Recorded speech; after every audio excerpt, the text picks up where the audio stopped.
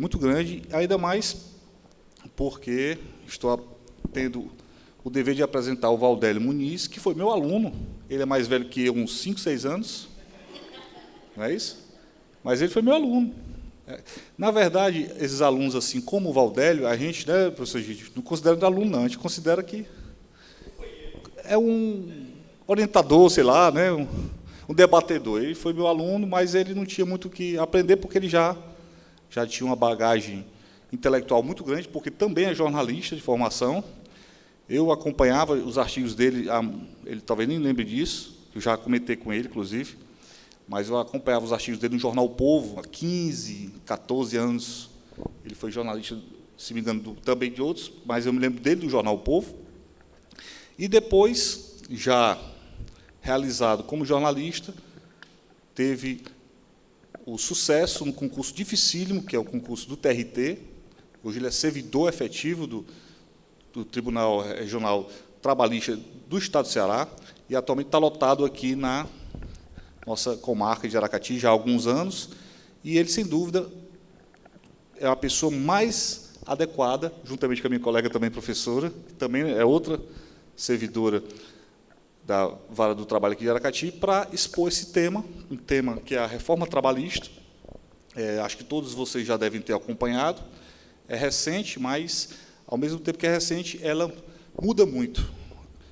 A gente, às vezes, de repente, quando percebe que tem uma medida provisória, a medida provisória caiu, tem uma lei que mudou um determinado artigo, tem uma interpretação que puxa para um lado que a gente não imaginava, e o Valdélio, por laborar na Justiça do Trabalho, sem dúvida, é expert no assunto, vai passar os principais pontos da reforma trabalhista para vocês, até porque, hoje, ele também é professor da FVJ, um dos professores mais destacados.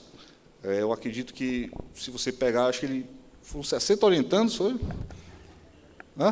30 orientandos num semestre. Eu e Egídio, a gente não fez nem 10, né, Egídio? Nós dois juntos? A vida toda, né? Ele já fez 30 no semestre. Então, é uma pessoa, e é um professor muito querido por todos nós. Então, assim, para mim é uma alegria muito grande. Agradeço o convite uma vez para o professor Garcia por ter me chamado para acompanhá-lo. E, sobre a reforma trabalhista, dizer que ela veio num momento delicado da economia. A ideia, naquela época, em 2017, era recuperar postos de trabalho, mas a gente tem acompanhado que, na verdade, não se cumpriu esse mistério, que era o objetivo principal, e também ela veio com um argumento de reforma, no sentido de que estaria defasada a CLT, porque já vinha desde 1943, e ela seria um momento de impulsionar o mercado.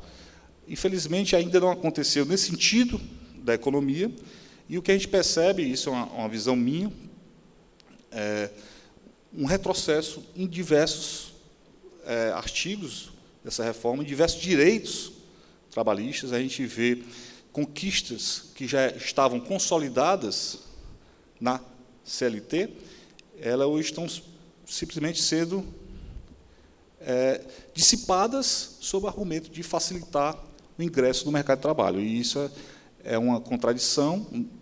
Como é que se tira direito para garantir o emprego? Então, é uma situação de retrocesso, do meu ponto de vista. É claro que tem alguns dispositivos que a gente concorda e acha que realmente veio para melhorar, mas, lamentavelmente, o que se vê é o Direito do Trabalho passando por uma transformação muito profunda, tanto que aqueles alunos que começaram o curso de Direito e se formaram em 2017 devem estar tendo muita dificuldade, porque praticamente vai ter que reaprender o Direito do Trabalho. Inclusive, eu e a minha colega Célia, que é especialista, nós estamos hoje estudando o Direito do Trabalho lá em Fortaleza para poder aprender, porque tantas mudanças, né, Célia, que a gente necessita sempre estar nesse constante aprendizado. Então, eu vou passar a palavra para o professor Valdélio Muniz, que vai tratar desse assunto, vai abordar, sem dúvida. Ele tem uma visão que, às vezes, a gente até tinha muito debate, porque ele dizia que eu tinha uma visão pró-empregador e ele pró-empregado, e eu acho que é um pouco de verdade, sim, mas até nisso, desse aspecto da reforma trabalhista, a gente concorda. E eu acredito que o Valdélio vai expor, principalmente, as falhas, principalmente, creio, os retrocessos que a reforma trabalhista apresentou. Então, fique aí com o professor Valdélio Muniz. Boa noite, professor Lúcio, boa noite a todos. Confesso para vocês, eu vou logo começar fazendo aqui uma confidência, tá? Depois que o professor Jorge me convidou, eu não sei o que eu tinha na cabeça que eu aceitei, eu passei esses últimos dias tendo dor de cabeça, preocupado já como é que ia ser. Porque as salas de aula eu sou acostumado, né? Tem turmas até maiores, 45, 50, né? Como eu tinha esse semestre. Mas, assim, para um evento, uma plateia que mistura um público, né, fica tão heterogêneo, tão eclético, com pessoas muito mais experientes, eu disse, meu Deus do céu, por que eu aceitei? Eu fiquei com dor de cabeça esses dias todos. Agora eu fiquei um pouco mais tranquilo, porque eu começo a olhar, por enquanto, as caras todas são conhecidas e amigos, então a gente fica um pouco mais à vontade. É uma plateia nada hostil, uma plateia... Graças a Deus. Mas o Lúcio, tem um detalhe aqui que eu vou contar, já que ele falou, né, como foi que eu conheci o Lúcio. Eu nunca esqueci, há 6 anos e meio, quase, quando eu cheguei aqui no Aracati, eu estava um dia no supermercado, fazendo compras ali na prateleira, pegando uma coisa, voltando no carrinho. Chega a pessoa desse tamanho, olha para mim e diz, Valdélio Muniz. Aí eu olhei assim, de cima a baixo, quem é essa figura? Isso sou eu mesmo. Aí, sou leitor. Aí ele chegou e disse, eu lia muito seus artigos no Jornal O Povo. Eu disse, bom, eu fiquei mais tranquilo. Porque me reconheceu assim do nada, né? E foi puxando conversa. E depois virou meu professor de empresarial 1 e 2. A gente arengava muito nessa história de ser trabalhista empresarial. E aí, mas sempre foi assim, realmente uma relação de aprendizado e admiração. Em relação à reforma trabalhista, de fato, é muito apaixonante. Eu confesso que talvez um dos motivos pelos quais eu aceitei o convite do Geórgico, porque quando ele me disse que o tema era a reforma trabalhista, eu disse, não, fosse outra coisa, talvez não, mas a reforma trabalhista, eu me apaixonei por esse tema, porque mudou radicalmente, foi um novo direito do trabalho, de fato, se a gente for ver, é um novo direito do trabalho depois da reforma. Então, e nesses 2 anos, desde que ela foi promulgada, eu tenho estudado, comprado muitos livros, orientado em monografias, então, sobre isso, e eu percebo que, pela grandeza, a dimensão, a quantidade de coisas que mudou no direito do trabalho, tem tanta coisa a ser explorada ainda, tanta coisa que as pessoas não sabem, só vão saber com o passar do tempo, que aquilo que é possível compartilhar, a gente tenta compartilhar. Claro que nem eu sei tudo ainda, porque é tanta coisa. A doutora Célia, já temos participado de congressos em Fortaleza, né, em cursos, e aí eu vejo que realmente esse anseio tem sido assim em vários eventos. Fui ao congresso recente com a minha colega Mirlene em São Paulo, agora em junho, teve outro congresso em Fortaleza em junho. Então, sempre que tem uma oportunidade, cursos na Escola Judicial do TRT, e cada vez que a gente vai para um evento desse, é uma coisa nova, né, a mais, e diz, caramba, essa reforma não tem fim, ela não tem, né, quando a gente pensa que já viu tudo, tem uma coisa a mais. Então, é importante, é interessante comentar, discutir um pouco. É um assunto que, se você for ver, primeiro, né, a própria origem da reforma. A gente diz assim, é contra algumas coisas, na verdade, uma reforma do tamanho que foi essa trabalhista, a quantidade de coisas que mudou, é impossível você chegar e dizer só tem coisa boa ou só tem coisa ruim. Não tem como uma coisa daquela dimensão, não tem nada, sabe, que fuja ali ao parâmetro de um olhar de outro, ou do empresário, do empregador. Vai ter, sim. Se você olhar com bons olhos, você vai encontrar alguma coisa para algum dos lados. E, claro, vai encontrar também coisa não muito boa para alguns dos lados. Nós vamos tentar fazer aqui rapidamente algumas considerações sobre... Eu tinha dividido em 4 partes, né, esses impactos, nesses 2 anos, um pouco da própria história do direito do trabalho e do trabalho, alguns mitos e verdades sobre a reforma, que eu acho que são importantes a gente tentar esclarecer, e alguns outros pontos de destaque. E é interessante começar perguntando, né, assim, a gente fica assim, reforma. Quando alguém, hoje em dia, quando você fala reforma, as pessoas já ficam logo com aquela ideia negativa, vem tirar direito, lá vem não sei o quê. Mas não é esse o propósito. A palavra reforma quer dizer o quê, né? Reformar é dar uma nova forma. Essa é a lógica. Quem é que reforma a sua casa para piorá-la, para torná-la mais desconfortável? Ninguém. A lógica de uma reforma é fazer para melhorar. Então, se a gente pensar que é para ser assim, você já passa para um olhar melhor, né? Agora, claro que, às vezes, o resultado, o propósito, o modo como é feito, não alcança o que deveria ser o propósito. Então, às vezes, você termina gerando a deforma, né? Deformação e não a reforma. Então, a ideia em si de reformar, e principalmente, se a gente for pensar, né, nós todos aqui são operadores do direito, estudantes, profissionais, se a gente pensar que o direito tem como uma característica mais forte, peculiar, essa dinâmica, né? Tudo está mudando, as relações sociais mudam, e o direito é reflexo disso, vai, de certa forma, organizar. Então, se a sociedade muda, o direito precisa, sim, acompanhar. Então, a gente não tem como dizer, não quero que mude. Não é o querer, está além do nosso querer. A sociedade está mudando e a lei precisa acompanhar. Ela não tem capacidade, e eu disse isso para a turma do primeiro semestre, tem uma ex-aluna aqui do primeiro semestre, que o direito jamais vai conseguir acompanhar a dinâmica da sociedade. A sociedade sempre vai ser mais rápida, tanto que você tem situações que o direito vai se amoldando, o Congresso vai criando novas leis, o Supremo vai tendo que fazer algumas decisões para suprir lacunas. Então, é necessário, não tem como dizer, não deve haver a reforma, tem que ter. Agora, que tipo de reforma é a grande discussão.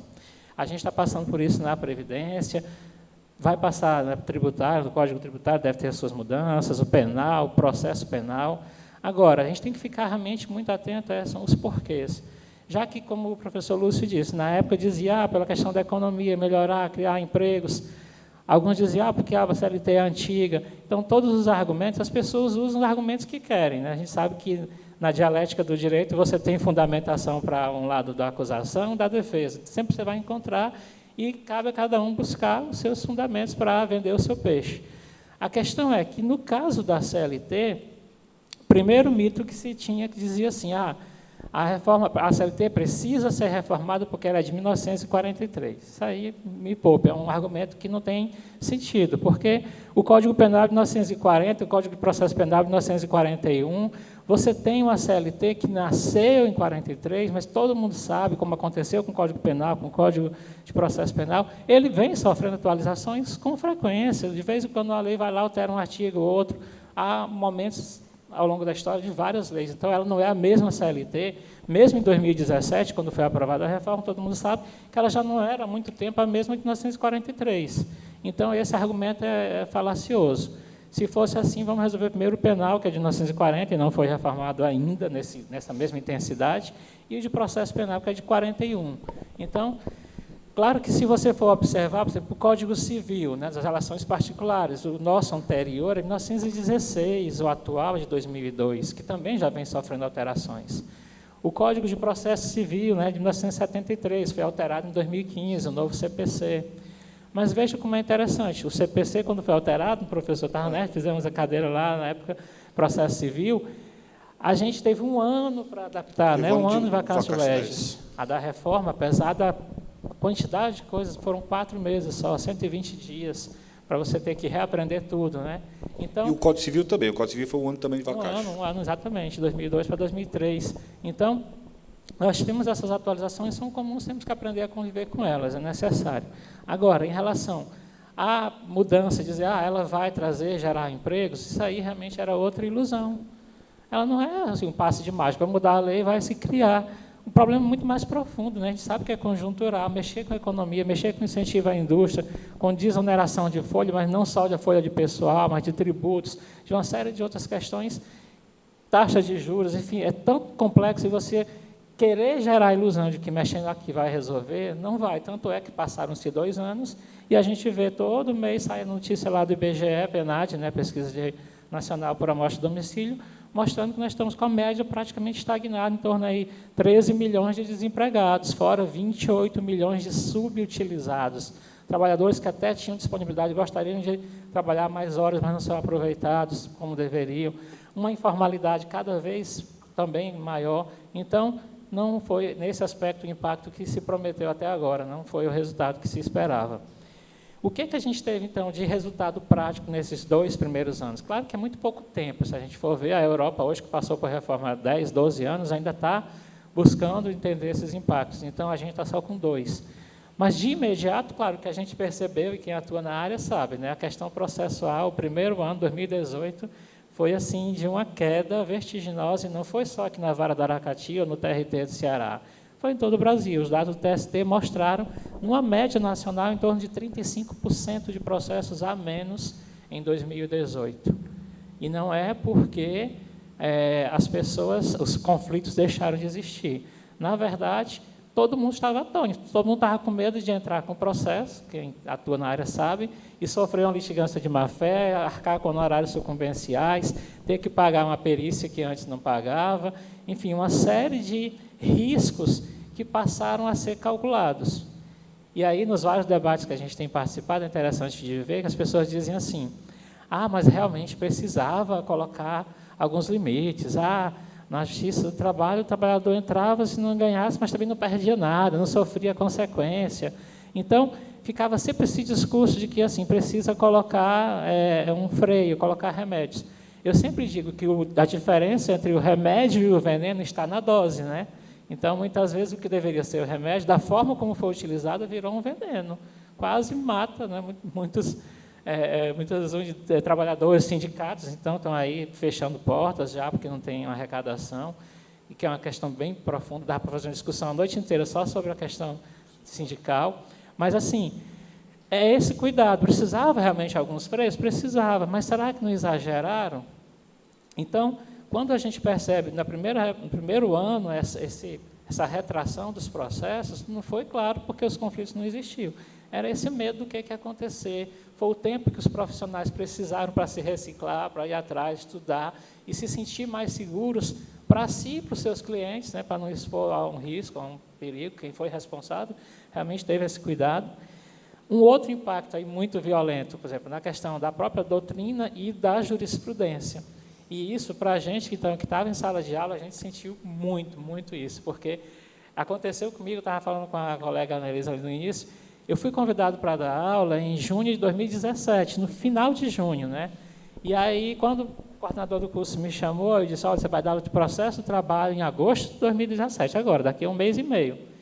Aí, bom, como eu já tinha me informado e tal, estava um tempinho, eu vou comprar livros novos. Entrei no site da editora, comprei livros de processo do trabalho, finalzinho de junho.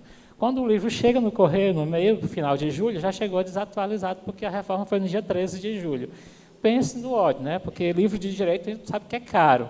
Aí você compra novinhos achando que vai abafar e o negócio chega desatualizado. E o pior, você tinha que enfrentar a sala de aula de qualquer jeito em janeiro, porque, né, o semestre começava em agosto, quer dizer. E mesmo que você quisesse comprar outro, não existia ainda, porque estavam todos os doutrinadores, os estudiosos, querendo entender o que reforma foi essa, que quantidade de coisas, pensar a consequência de cada mudança. Então, para chegarem os primeiros livros, né, das editoras, foi quase 6 meses. Então, foi um semestre muito tenso para quem deu aula na área de Direito do Trabalho e Processo de Trabalho, o segundo semestre de 2017. E o pior ainda, né? Imagina a loucura, né, professor? A gente que tinha alunos no processo de trabalho no penúltimo semestre, às portas da OAB, aí você tinha que ensinar como era, porque ele só ia valer no novembro, né, 4 meses depois, no dia 11, mas você tinha que dizer para os que só iam fazer no 10º ou depois que se formasse, como é que ia ser. Então, na verdade, tinha que ensinar os dois códigos, digamos assim, as duas consolidações, a que era e a que viria a ser. E aí, quando você pensa, pronto, agora eu entendi tudo, chegou dia 11 de novembro, 4 meses, começa a valer, aí dia 14, 3 dias depois, veio a medida provisória 808 e mexeu de novo lá em mais 17 pontos. Aí, e agora, né? Lá vamos de novo reaprender o que a gente aprendeu. Mas aí, no dia 23 de abril de 2018, a medida provisória caducou, esquece a medida e volta lá para a lei da reforma. Um samba mesmo, assim, um negócio doido para quem tinha que dizer isso para o aluno, dizer, olha, aquilo que a gente ia assim, agora esquece, não é mais, agora é assim, e por aí vai. Então, muita emoção. Eu vi alguns colegas na época, professores, que foram dizer assim, olha, eu não quero ensinar direito de trabalho, não, quero qualquer coisa, mas não me dê trabalho, não. Porque sabia da necessidade de reestudar tudo, né? É impressionante. Então, a gente terminou por ossos do ofício tendo que fazer isso. E como foi que eu fiz naquele semestre, então? Eu viajei em julho de 2017 de férias, fui para as cidades históricas lá de Minas, mas eu fui o voo todinho, a lei 13.467, né, da reforma, lendo no avião. Só que, quando eu começava a ler, professor, eu lia, não acredito não, mudou isso. Não. Aí eu passava para o artigo seguinte, vale, mudou isso também? Não acredito não. Chegava uma hora, assim, meia hora de viagem, não, eu vou parar, porque senão eu vou ter um infarto aqui. Não dá para acreditar que mudou isso. Mas, assim, eu tive que fazer isso para pegar os livros, ver as teorias e ver o que estava na lei, e corrigir os livros, porque senão eu ia ficar ensinando errado. Foi muita emoção. Mas o interessante realmente foi que, por outro lado, eu acho que a minha empolgação, meu gosto, interesse pela área, fez com que também eu sentisse nos alunos, nas turmas que passaram, esse gosto também. E de lá para cá, tanto que teve vários alunos que fizeram a OAB, terminaram escolhendo fazer para a segunda fase em trabalho, mesmo sabendo de toda essa conjuntura. Muitos escreveram monografias sobre reforma. Inclusive, naquele semestre, lá em 2017, teve 2 alunas, a Vanessa e a Cleidiane, que fizeram trabalhos já naquele semestre, sem ter doutrina, sem ter livro, mas disseram, eu quero fazer. Aí não sei se foi mais doido elas ou eu que aceitei orientar, mas fomos lá e deu certo. Então, realmente, assim, é muito apaixonante você se interessar por um tema e se aprofundar. E no caso da reforma tem isso. Ela pode ser muito ruim do ponto de vista prático do que ela trouxe, mas, por outro lado, do ponto de vista do estudo, da doutrina, você realmente precisava e tinha muito elemento para estudar. Cada mudança em si, vamos falar de litigância de má-fé, daria uma palestra. Vamos falar de intermitente, dar uma palestra. Vamos falar aqui sobre o hipersuficiente, uma nova figura doutrinária que não havia antes. É outra palestra, pode passar a noite todinha só para falar do hipersuficiente. Faz sentido? Será que ele é realmente hipersuficiente?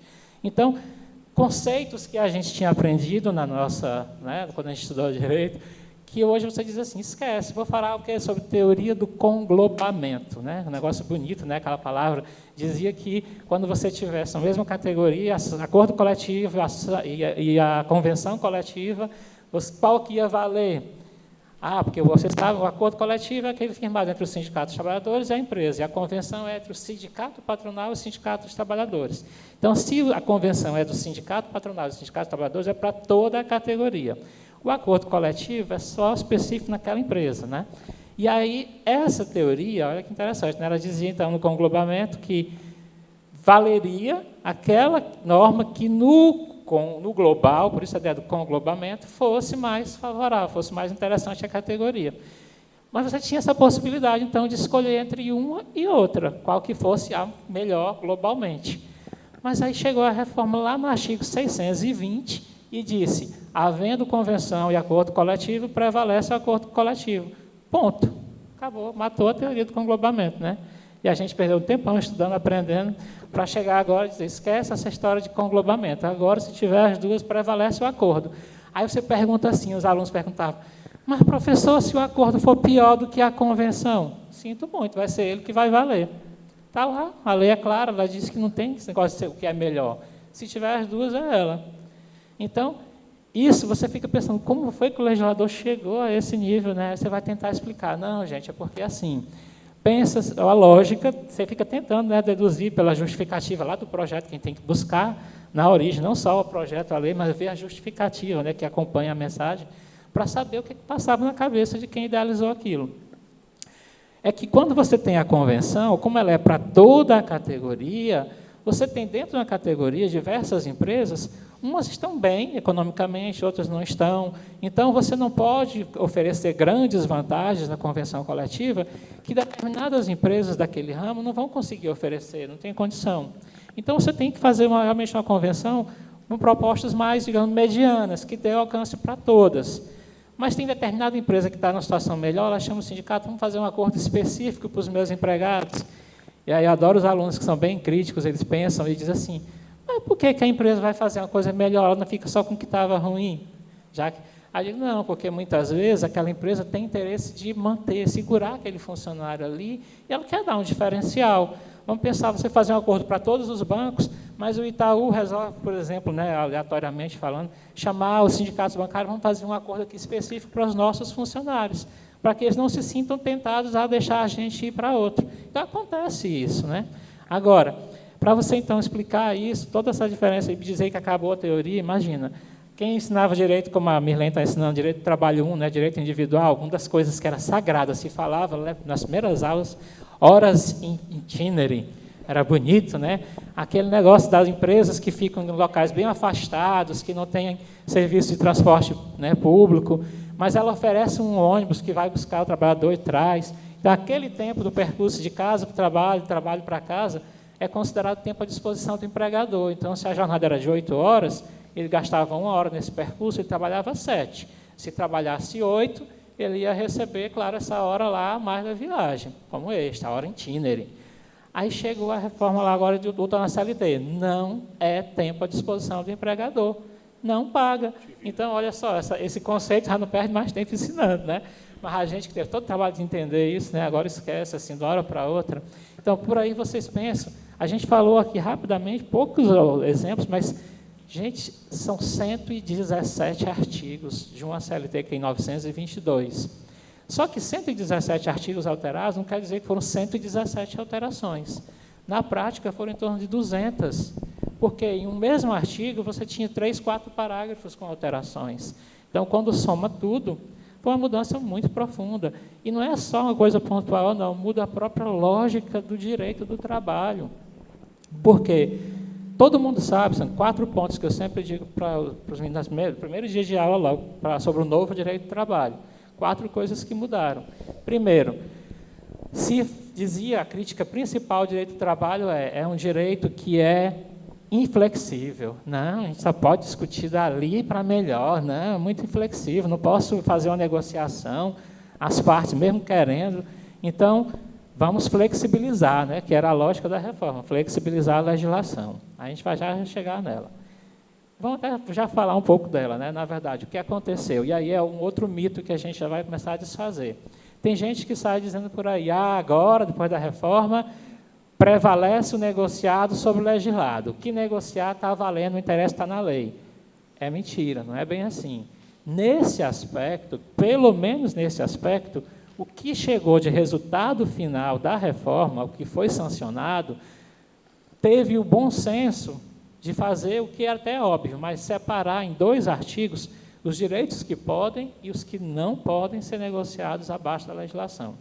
Claro que ele não fez assim nada de inventar a roda, de dizer, lá no artigo 611-A, que é o novo artigo lá, ele diz uma lista de direitos que podem, sim, ser negociados abaixo do que está na lei.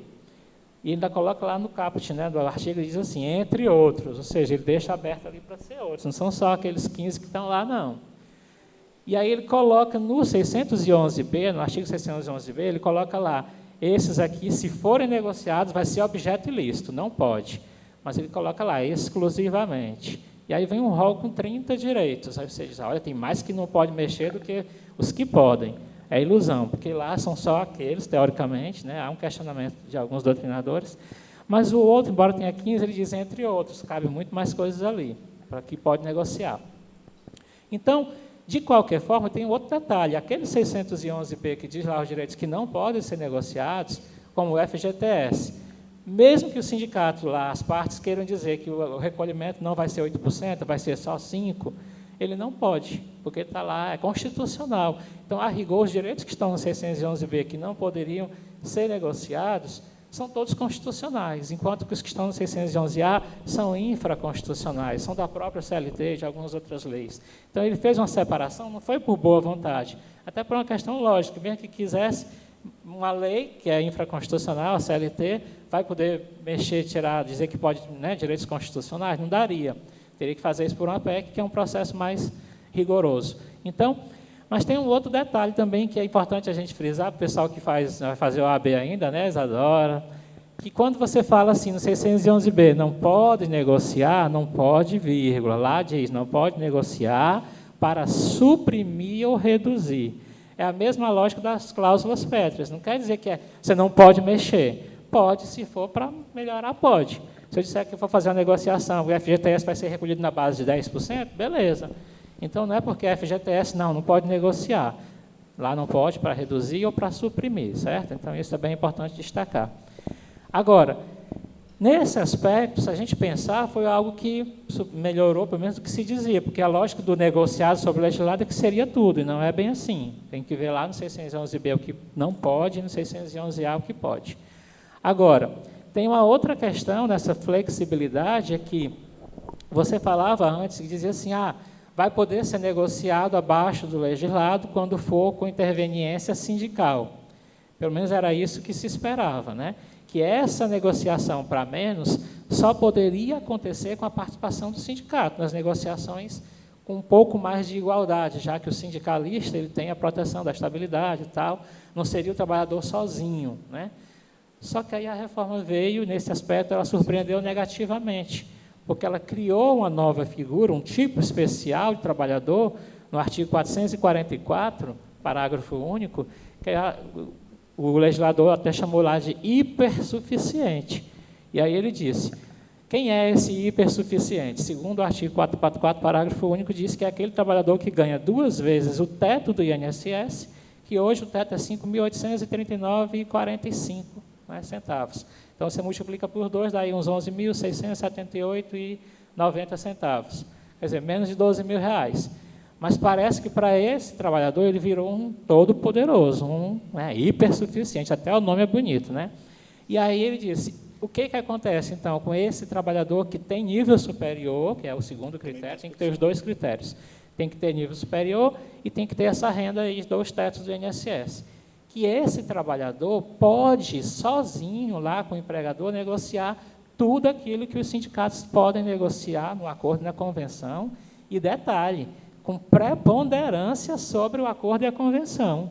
Se o acordo disser que é de um jeito ou a convenção, mas ele resolver diretamente com o empregador, vai prevalecer o que ele resolveu, porque ele é hipersuficiente. Mas será que é mesmo? Aí vem aquela discussão.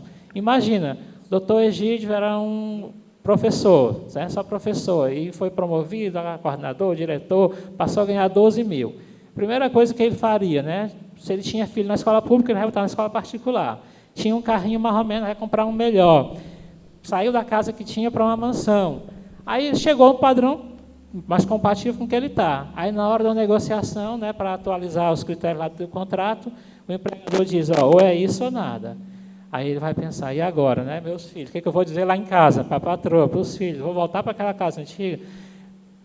Há hipersuficiência numa situação dessa? É ilusão, né?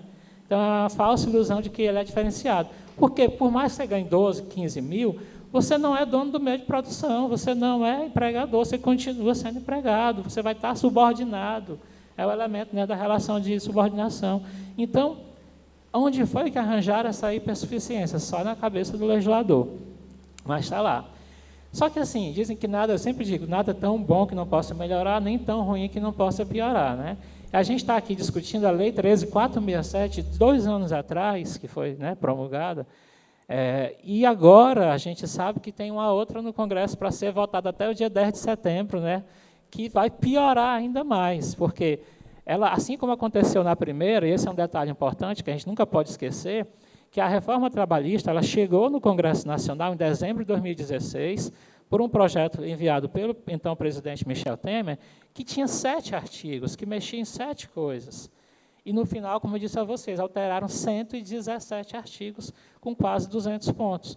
Então, na verdade, é um outro mito quando alguém diz assim, a reforma foi bem discutida com a sociedade. Não foi, porque no pouco tempo que ela tramitou, de dezembro de 2016 até julho de 2017, nas 2 casas, Câmara e Senado, olha que rapidez.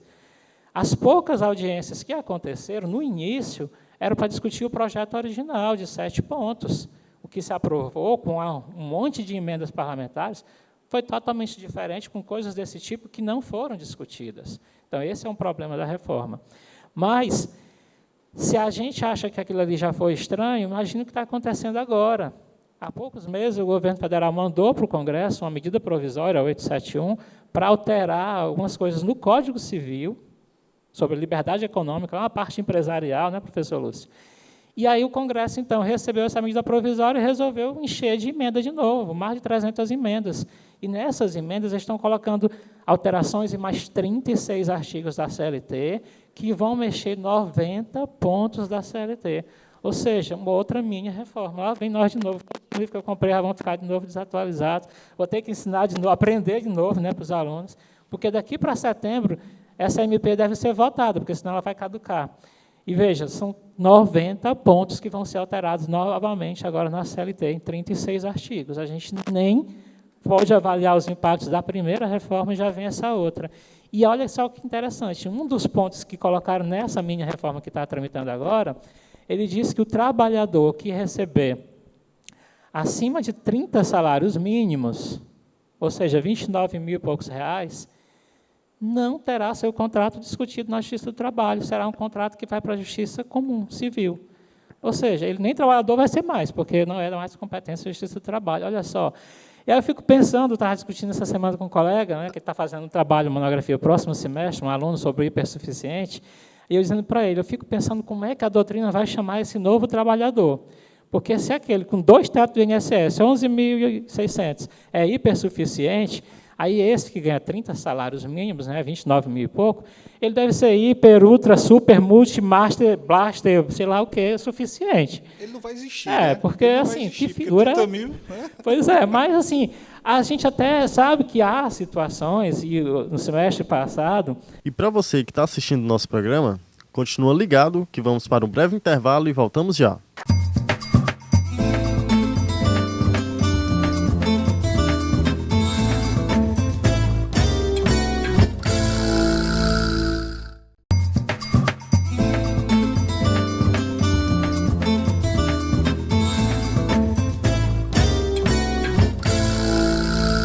Um aluno meu tentou defender essa mudança da monografia, só que assim, eu não me imponho, né? Eu só trago a reflexão.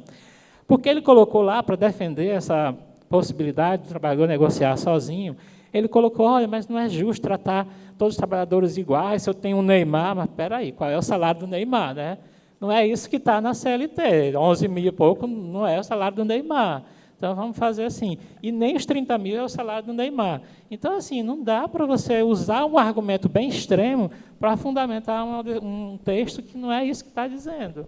Então, vamos ter bom senso. Quer defender, defenda, mas use um outro argumento, não traga esse, não. Pois é. Então, assim, e por aí tem outras situações. Por exemplo, essa mini-reforma que vai acontecer daqui para setembro, uma das mudanças diz que aquelas microempresas pequenas, né, mesmo que tenham mais de 20 empregados, não precisarão ter CIPA. E é um país que tem uma epidemia silenciosa, que é o número de acidentes de trabalho que nós temos. Aí você dizer, não precisa ter, obrigatoriedade, vamos tirar aqui. Assim, a custa de quem? Quem vai pagar essa conta ao final? Então, assim, é muita coisa que a gente precisa ficar realmente vigilante. Quando a gente pensa que já viu tudo, aparecem mais coisas.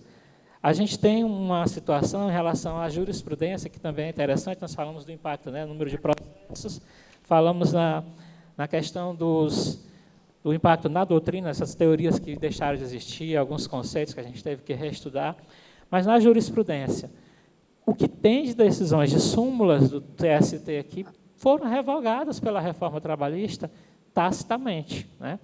E é interessante, porque se a gente for ver, muitas coisas, você teve uma discussão, levou tempo a construir, porque a ideia da súmula é essa, a súmula é um entendimento consolidado, ou seja, o tribunal já se deparou várias vezes com aquela situação, de tanto ele decidir processos daquela natureza, ele decide, vamos sumular isso, vamos colocar lá aqui uma súmula para dizer que nós já temos um entendimento sobre isso, para ver se para de ficar chegando até aqui processos para discutir o que a gente já tem posição firmada. Então, firmaram várias súmulas, aí vem o reformador, o legislador, lá da CLT de 2017, e coloca na CLT, dentro da CLT como lei, textos exatamente opostos, contrários ao que a súmula dizia.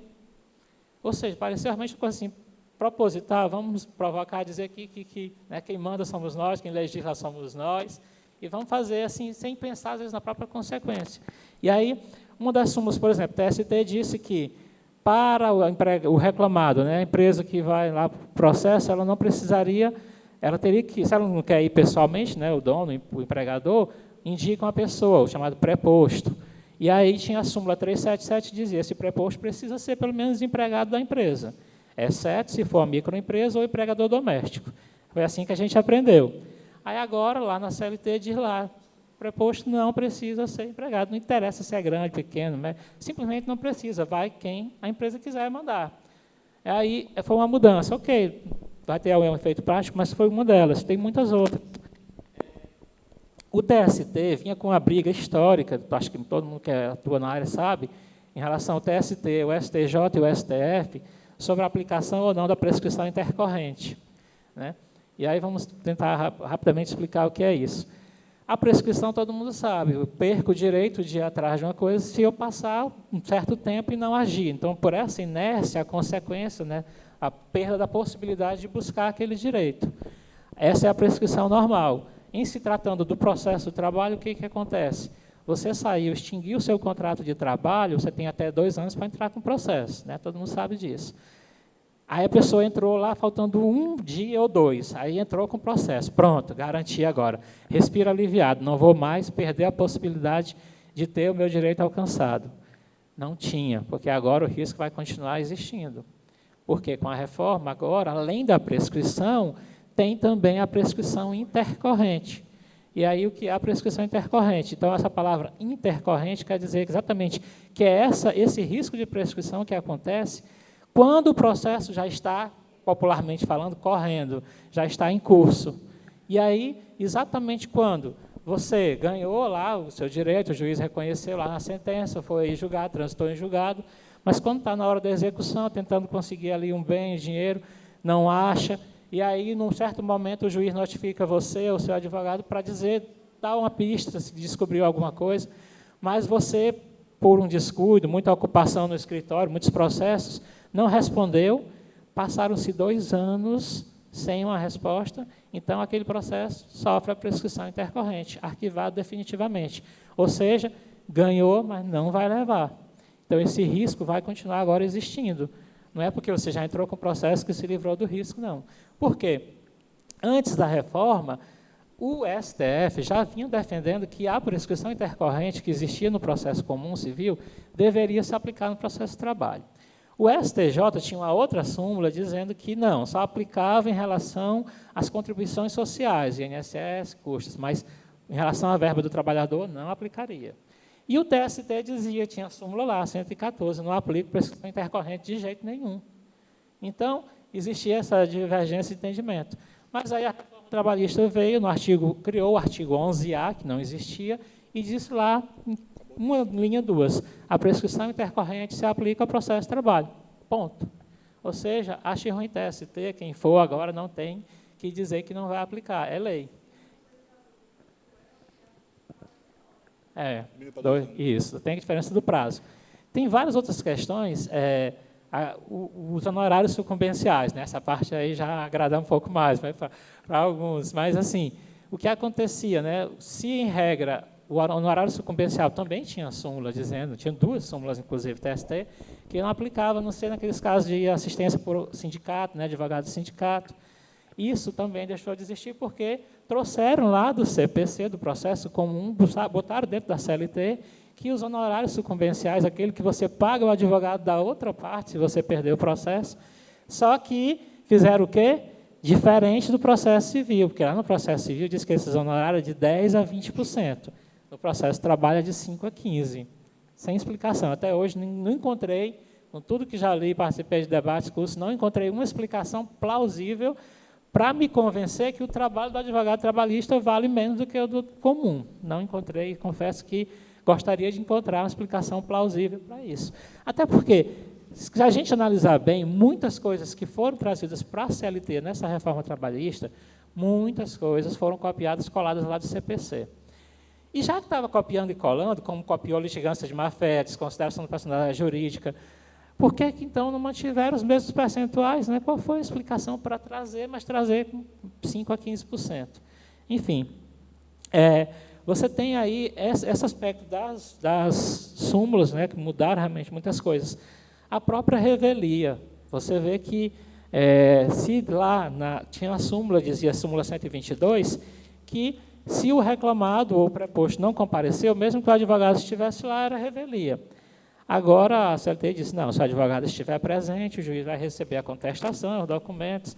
Então, mais uma súmula que perde seu valor.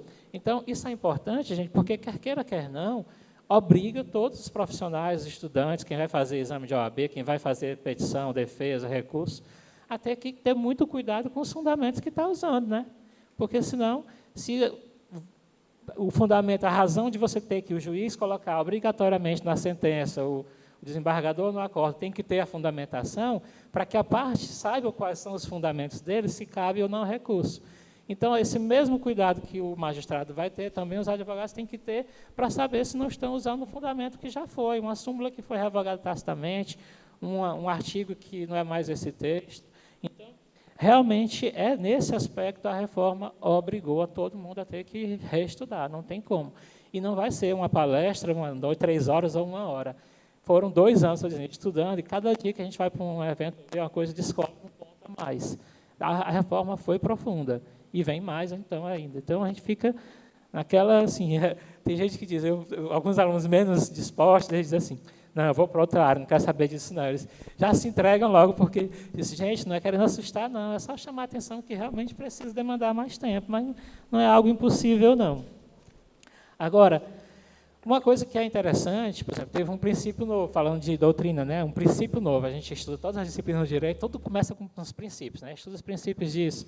E aí veio o legislador, olha que interessante, né? Porque antes, na maioria das vezes, você já retira o princípio de uma interpretação, né? Implícito.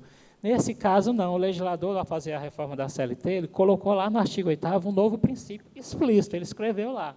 Disse que, a partir de agora, né, com a reforma lá, a Justiça do Trabalho, olha só, ao examinar uma convenção ou um acordo coletivo, deve se pautar pelo princípio da intervenção mínima, olha que coisa, intervenção mínima sobre a autonomia da vontade coletiva.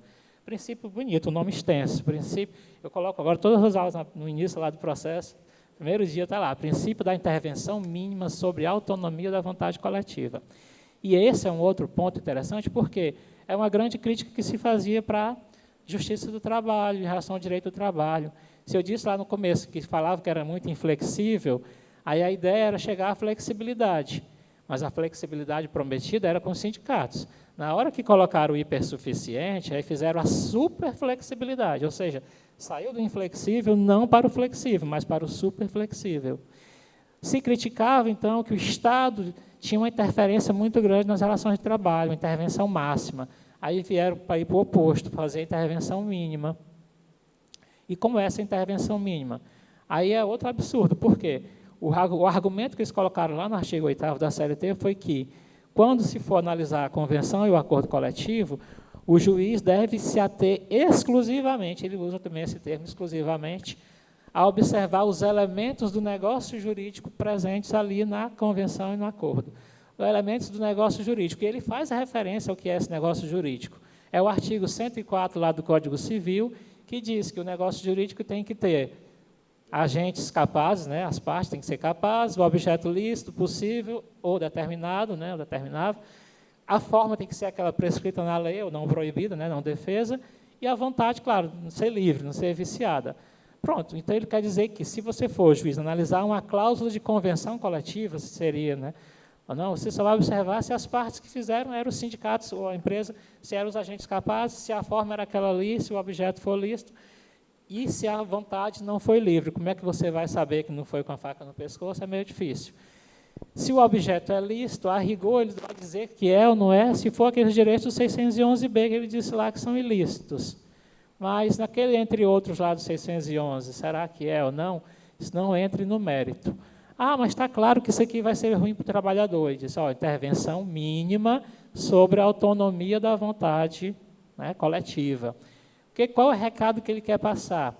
Ele mexeu aí com um outro princípio forte do direito do trabalho, que era o princípio da proteção ao trabalhador.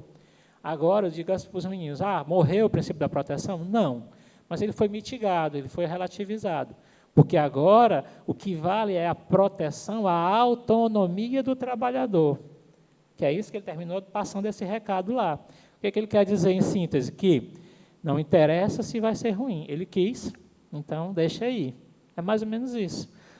Ou seja, além de ter feito toda a mudança que fez na legislação, ainda engessou, de certa forma, o juiz para que ele venha a intervir o mínimo possível nas situações, como se ele não tivesse estudado capacidade para aquilo, para ter uma análise, para ver à luz de outras legislações, da própria Constituição, mas a ideia é intervenção mínima do Estado nessas relações. Só, gente, que agora vamos fazer um retorno à história. Se a gente for pensar, né, a história do trabalho, ela vem basicamente quando? Né? A partir do momento que o homem percebeu que o trabalho do outro pode te ajudar a produzir riqueza, e não só a subsistência. Começou por aí. Aí, se for dividir, os doutrinadores dividem a história do trabalho, não falam nem do direito do trabalho, mas do trabalho, em 3 períodos, que eles chamam de o pré-industrial, o industrial e do constitucionalismo social. Né? No pré-industrial, você tem ali desde a escravidão, e aí, claro, não se falava em direito, porque escravo não era pessoa, era mercadoria, né? Alguém comprava para produzir para ele. Então, por que existia direito, se ele não é pessoa? Aí você vê, depois da escravidão, a servidão. Ok, ele não é mais escravo, mas como servo, ele está produzindo ali. Eu, como Estado, né, rei, detentor, poder, o que for, o senhor mesmo da fazenda feudal, eu vou te dar proteção militar, vou deixar de trabalhar na terra, mas metade do que tu produzir é meu. Então, assim, era uma coisa um pouco mais suavizada, mas não era direito. Você estava ali, não era mais escravo, mas tinha que passar para aquele que te protegia metade do que, né, você fazia. E depois da servidão, então, numa terceira etapa, ainda dentro do pré-industrial, você tinha as corporações de ofício, né? Que aí você tinha aquela divisão, uma certa hierarquia entre o mestre, o oficial e o aprendiz. E isso em várias categorias, do padeiro, do alfaiate, né? Então, você tinha essas corporações. Então, nessa primeira fase, pré-industrial, você veio depois, então, a fase industrial, a Revolução Industrial. E aí começa uma etapa interessante, porque com a Revolução Industrial, você tem, claro, ali já um pouco da inspiração também da Revolução Francesa, aqueles ideais de liberdade, igualdade, fraternidade. Aí você traz isso para o campo do trabalho, vamos pensar assim, eu tenho liberdade, de fato? Que igualdade? Existe igualdade entre aquele que só tem a força de trabalho e quem tem os meios de produção? Que igualdade seria essa? Mas a ideia sempre da própria Revolução Burguesa mesmo era de manter o Estado mais distante, aquela filosofia do Adam Smith, né, o economista liberal, do liberalismo econômico, laissez-faire, né, deixar fazer, deixa aí, deixa que o mercado se organiza por si próprio. Mas isso não deu certo, não funcionou, a exploração foi muito grande, nas indústrias, naquela época da Revolução Industrial, eram jornadas excessivas, a coisa não funcionou, tanto que o Manifesto Comunista, de 1848, né, já chamava a atenção, e depois a encíclica, 1848, né, e a encíclica Rerum Novarum, que foi fundamental, do Papa Leão XIII, já em 1891, disse assim, olha, não dá para o Estado se distanciar, o Estado precisa estar mais presente, ele precisa disciplinar suas relações, porque senão isso vai gerar uma convulsão social muito grave, e ninguém sabe como isso vai acontecer, da anarquia ou de outras coisas muito piores, enfim. Então, veja, se naquela época já se percebia que o Estado não poderia estar ausente, não poderia, como é que agora a gente volta né, para aquela época dizer intervenção mínima, Estado se distancia, deixa a autonomia da vontade das partes. Como assim? É um retrocesso, claro, né? Conhecendo a história, você percebe que não deu certo, não vai ser agora que vai dar. Mas vamos ter que esperar outra encíclica, outro manifesto, alguma coisa acontecer para se perceber que precisa vir. E aí, veja, nessa sequência, então, a gente falou da era pré-industrial, da Revolução Industrial, e aí chegamos no constitucionalismo social, que foi exatamente quando o Estado, então, viu que tinha que estar mais presente. E aí você teve a Constituição do México, em 1917, a do Weimar na Alemanha, em 1919, você teve o Tratado de Versalhes, né, que pôs fim ali à Primeira Guerra, em 1918, quando criou a OIT, em 1919, que está fazendo agora 100 anos, né, da OIT. Então, justamente para quê? Para estimular os Estados-membros, ali no caso da OIT, a criarem regras, a disciplinar essas relações. E uma das convenções, curiosamente, da OIT, a Convenção 144, fala que sempre que o Estado que aderiu tal, quiser fazer mudanças profundas na legislação do trabalho, essa discussão aconteça de forma tripartite, com representantes dos empregadores, dos empregados e do próprio governo. Houve isso na reforma trabalhista? Alguém, né, sabe dizer? Infelizmente, quer dizer, o Brasil ratificou essa convenção, mas nesse aspecto, por exemplo, não foi cumprida. Então, há aí já uma violação à própria convenção que ele ratificou, né, signatário. Então, mas eu falo assim, porque realmente a importância de trazer a história, a gente tentar buscar as lições para não repetir certos erros. Infelizmente, não é o que tem acontecido na prática. Mas vamos falar aqui um pouquinho, sobre, mais um pouco antes de, não sei se já está marcando aí 1 hora. Já deu 1 hora, faltam alguns minutos? Pronto, porque depois me disseram que era 1 hora e depois 20 minutos para alguma intervenção de vocês. Mas eu queria destacar aqui, gente, eu sei que, às vezes, a gente, na ânsia, vai lá na pressa e acha que a fonte melhor é a internet, né? Buscar algumas coisas. Cuidado com o que se lê na internet, a gente vê cada coisa, olhe. Infelizmente, às vezes eu tenho puxado até a orelha de alguns alunos na época das monografias, que eles trazem assim, um monte de coisa de internet, 1 livro ou 2. Eu disse, não, monografia com 2 livros não é monografia, não. Pegue livro, tem na biblioteca, se não tiver, empreste os meus. Mas o que aconteceu, né? Hoje à tarde, eu estava, antes de vir para cá, depois que cheguei do fórum, eu fui em casa e disse, vou dar uma olhadinha aqui no Google, para ver se tem alguma coisa nova que eu não tinha lido depois desses dias que eu tinha preparado já tudo.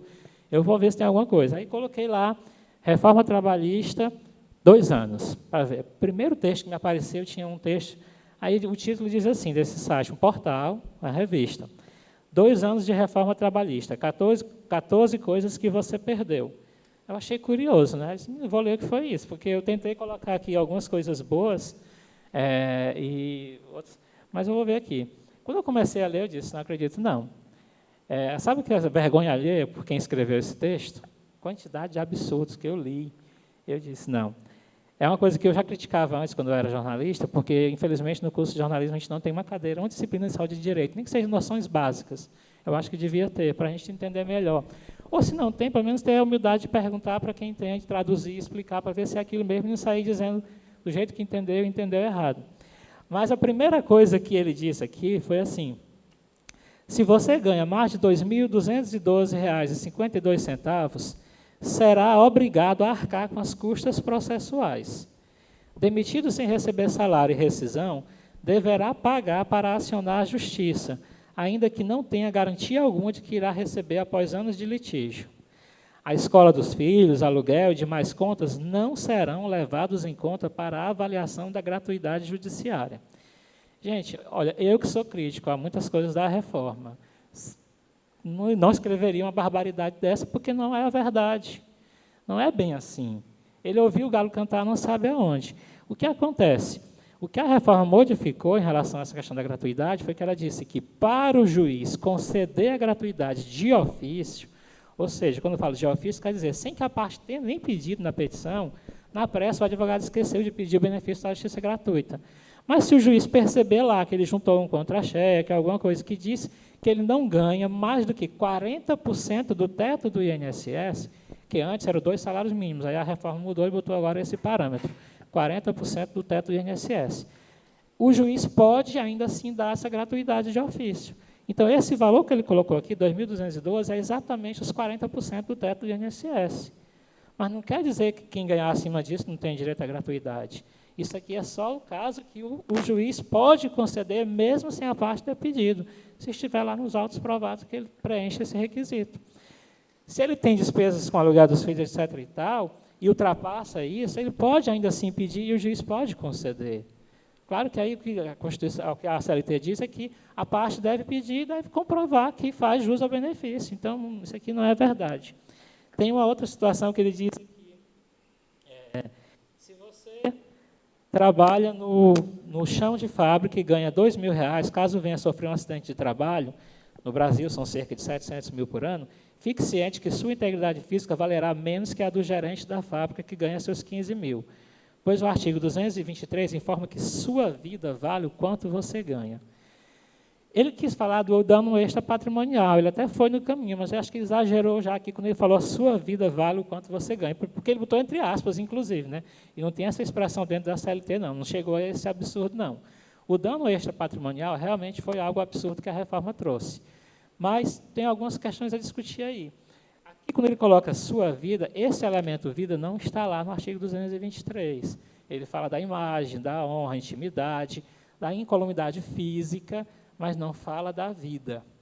Tanto é que agora aquelas vítimas de Brumadinho fecharam um acordo com o Ministério Público com indenizações bem maiores do que seria o teto aqui. Tá? Mas, assim, além disso, tem um outro detalhe. Esse 223 diz que só quem é titular do direito é a pessoa lá que sofreu. Então, veja, se eu estou falando da vida, quem vai receber não é ele, é o herdeiro. Então, nem se encaixaria também. Então, há brechas que você pode usar e perceber ali, interpretando, né, usando a hermenêutica, que você vai estudar no próximo semestre, né, para interpretar melhor os textos e saber que certas coisas não se aplicam e que você pode fugir dela ali. Então, tem uma outra coisa que eu achei interessante, que ele colocou assim de barbaridade, que aqui foi até uma das menores, mas eu deixei marcado aqui, quem quiser depois... nem acho bom divulgar, porque isso aqui é deseducativo, na verdade, para quem lê assim sem uma assistência. Né? Mas ele diz aqui, ó, se você faltar à sua audiência por inúmeras razões, será obrigado a pagar custas para o Estado e sairá devendo os honorários do advogado da empresa. Não sei onde foi que ele tirou isso. Alguém consegue, né? Por quê? O que a CLT disse agora é, se o autor da ação entrar e não for para a audiência, e não justificar até 15 dias, ele vai pagar as custas, que são 2% do valor da causa. Vai, tá? Isso foi colocado lá agora na reforma, né? Mas veja, se ele não justificar durante os 15 dias, se justificou, ele não paga. Mas daí dizer que vai pagar também os honorários, porque, veja, a ideia dos honorários sucumbenciais é quando você perde. Se você nem foi, o processo nem vai ser julgado, ele vai ser extinto, arquivado, sem resolução de mérito. Como é que vai ter honorário sucumbencial se ele não foi julgado? Se você vai poder entrar de novo com o processo? Ou seja, quem escreveu isso prova que não entende nada do negócio, né? Mas quem não entende, se guia por blogs e lê, vai achar que é isso aqui mesmo. Então, assim, são coisas completamente absurdas mesmo. E por aí vai, tem muitas outras. Só um outro detalhe que eu queria também destacar é que, assim, quando se fala um dos mitos, né, primeiro que a reforma não retirou direitos, né, eu já ouvi isso, acho que todo mundo já ouviu falar isso, né? Alguns defensores dizem assim, com toda... Não, a reforma não retirou direitos. Ok, nós falamos aqui das horas itinerárias, né, no início da fala. Não tem mais. E isso não foi retirada, né, de direito? Ok. Quem trabalha na jornada 12/36, quando ele trabalha, né, um dia, folga o outro, né, vai no outro, ele, se coincidisse de ser o domingo ou feriado, ele recebia. Pode discutir se era justo ou não, mas recebia. Agora não recebe mais, porque está lá na CLT que quem trabalha 12/36, o valor que ele acertou para o salário dele já está incluído descanso semanal remunerado e feriados que ele vem a trabalhar. Então, não espere, porque trabalhou no feriado, agora eu vou receber. Se a sua jornada é 12/36, não vai ter mais essa hora extra. E a mulher, aqui estou vendo muitas mulheres, né? Vocês sabem que o artigo 384, isso foi interessante, professor. O artigo 384 da CLT dizia que toda vez que a mulher fosse fazer hora extra, ela tinha direito a 15 minutos de descanso antes de começar a hora extra. Aí havia uma discussão, mas por que essa mulher e a igualdade entre homens e mulheres? Aí foi lá, uma grande empresa lá entrou, a confederação, foi até o Supremo para discutir se isso não era inconstitucional, porque feria a igualdade entre os gêneros. Aí o Supremo foi, depois de muito tempo, né, apreciando, e disse assim, não, ela tem direito, a mulher é diferenciada, é outra estrutura, tem uma carga, né, uma jornada tripla praticamente, e a mulher, esse artigo 384 é constitucional, sim, ela tem direito a ter esses 15 minutos antes de começar a jornada extraordinária. Então, veja, passou um tempão para discutir, chegar à conclusão, e quando chega à conclusão, veio o legislador na CLT, na reforma trabalhista, e revogou o artigo 384. Simplesmente, apagou da CLT, não existe mais esse artigo, está lá, revogado. É constitucional, mas não existe mais, porque a reforma tirou. E aí dizer que não retirou direitos, né, fala sério. Agora, só para fechar mesmo, que eu acho que já passou aí, é que assim, por exemplo assim, mas você não viu nada de bom na reforma? Claro que eu vi aqui umas 3 coisas que eu achei bacana.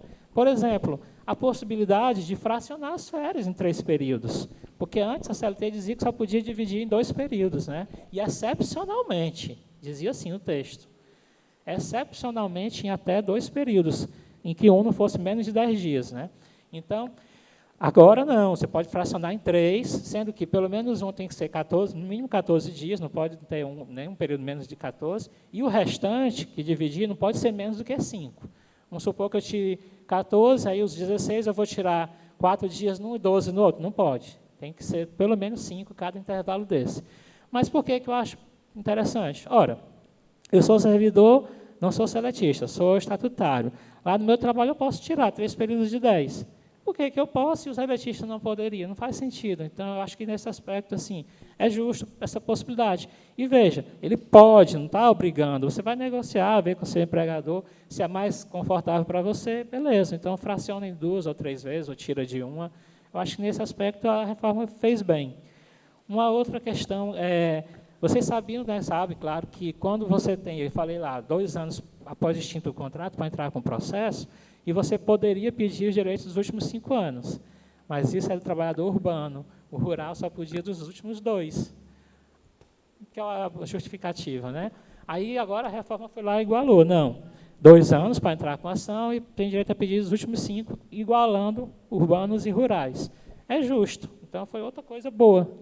Você tem a questão, quem trabalha em regime de tempo parcial não podia ter aquela abono de 1/3 das férias, né? Vender os 10 dias das férias. Agora pode.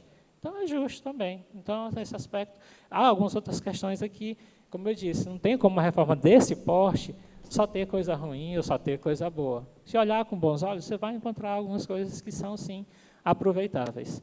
Professor Lúcio, agradecendo a tolerância, a gentileza sua. E da plateia, né? Bem, pessoal, diante de uma explanação dessa, né, acredito que bem ampla, apesar do pouco tempo, mas ela conseguiu condensar aspectos principais. E a gente vai, obviamente, abrir a palavra para a plateia, mas antes eu também queria fazer umas considerações. Eu achei interessante o que o professor Valdélio falou. No direito, a gente tem uma história muito longa. A jurisprudência ela vai sendo reiteradas decisões. E, muitas vezes, a jurisprudência ela influencia a legislação. Vamos dar o exemplo do Código Civil. A guarda compartilhada começou onde? Começou primeiro na jurisprudência. Começou a doutrina e jurisprudência. A alienação parental começou onde primeiro? Doutrina e jurisprudência. Depois viraram lei. Aqui, o que aconteceu com a reforma trabalhista é um problema muito sério. Por quê? A reforma trabalhista, ela pegou entendimentos consolidados, entendimentos reiterados de estudiosos do direito, e, de repente, numa canetada, numa votação que a gente sabe em que circunstâncias ela aconteceu, suprimiu esses direitos, como o professor bem esclareceu. É como se todos os anos, todos os esforços de juristas, de advogados, de magistrados, do Ministério Público, de estudiosos do direito, fossem, numa votação que se deu no Congresso Nacional, numa circunstância de pressão para tentar dar respostas ao mercado, foram suprimidos. Então, isso aconteceu com a reforma trabalhista. E isso ia acontecer também, se a gente puxar, nós falar um pouco de história, mas vamos puxar a história recente, doutor Gito, isso ia acontecer também com a reforma previdenciária. É porque houve um escândalo de vazamento da conversa com o então presidente, recebendo lá um empresário, e aí não houve o clima propício de se apresentar a reforma previdenciária, porque, a lembrar que as duas estavam casadas. A reforma previdenciária, que foi assunto até debatido aqui por outro ex-aluno nosso, o Alan Danísio, e a reforma trabalhista. Isso tudo casuisticamente, porque aqui no Brasil, infelizmente, há a ideia equivocada que a lei vai resolver o problema.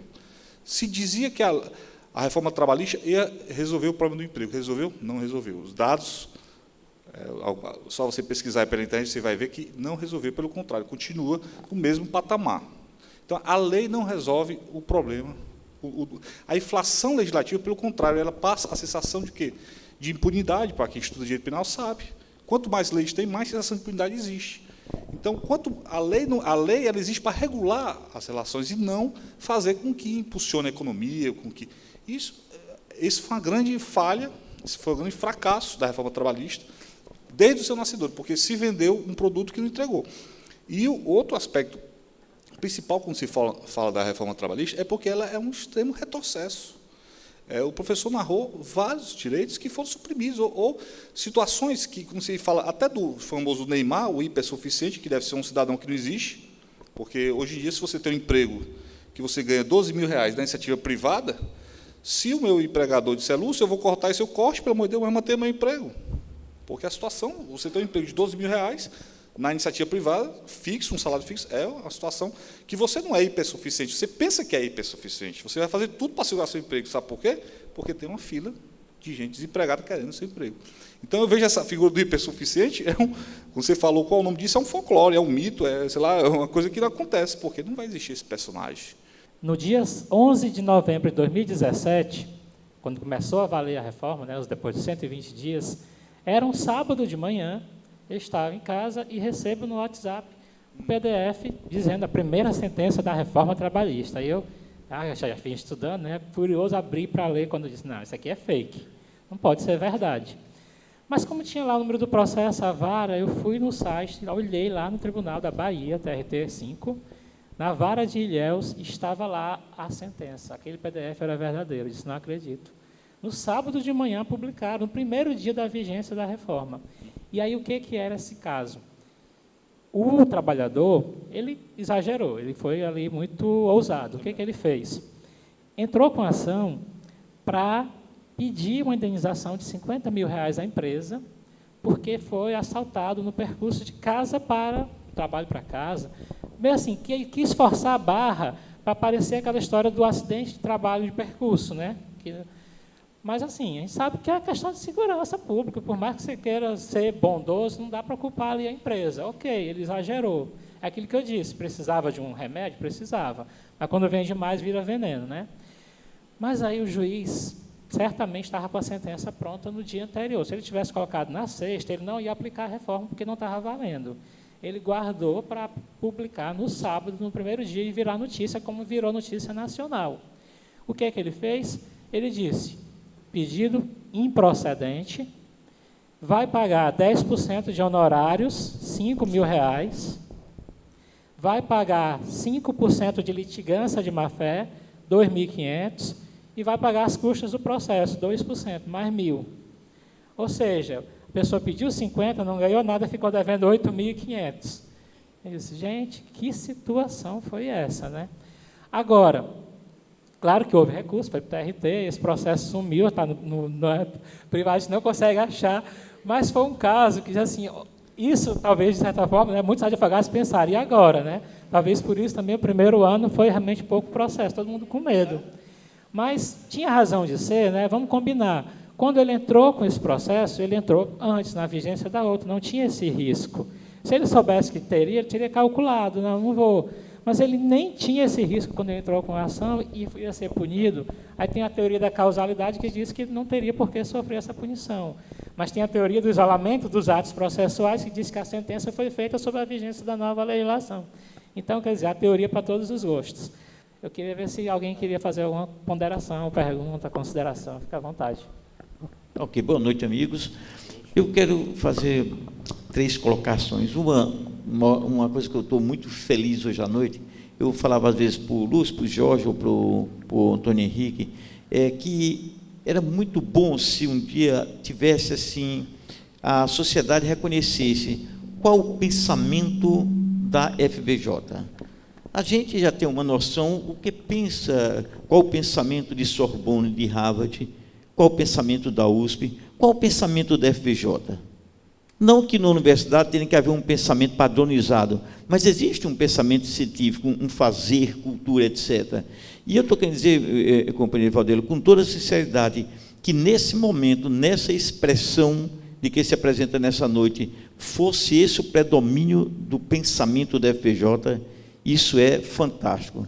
A maneira é tão grandiosa como você tem o conhecimento, e isso é uma coisa muito boa. O que está acontecendo hoje à noite aqui é algo assim que a gente deve louvar a FVJ, porque também não é só hoje à noite, como disse o Lúcio, já houve a da Previdência, e tem muito momento, esse mês de cultura que em parceria da FVJ com o teatro, etc. Esse era um destaque que eu queria fazer. Sobre a palestra, esta tão grandiosa manifestação que você faz, eu queria colocar 2 coisas importantes, Valdeli, concordando contigo, e para os que estão aqui. Não é possível a gente compreender as coisas se não for dentro de um contexto. O companheiro Lúcio lembrava, na verdade, o que é que está acontecendo no país hoje? Nós estamos dentro de um contexto em que o liberalismo passou a ser o Deus de tudo, em que as pessoas estão como que quase que forçadas a esquecer a história. Ora, esquecer a história, você já imaginou que coisa mais absurda? Se não esquecer, negá-la. Então, quando você faz a sua palestra com todo esse levantamento histórico, como chegamos a tanto? Não é isso? Essa é uma posição que eu queria acrescentar, mas agradecer muito por tudo que eu aprendi com vocês dois hoje, professor Valdeli. Mais alguém queria colocar alguma coisa? Vem da plateia. Rubem.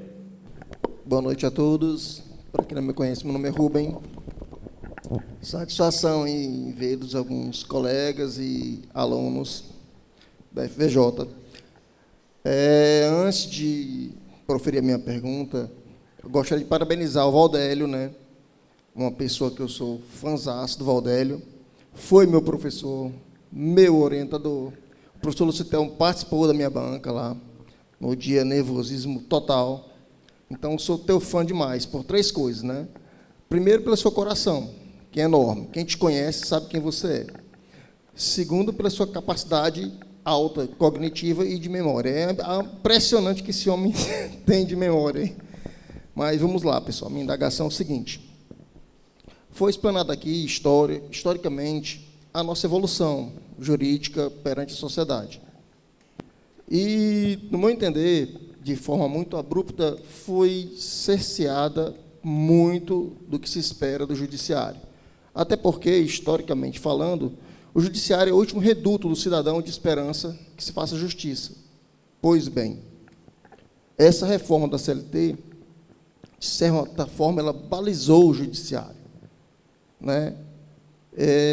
Eu sei que a independência dos poderes tem essas funções.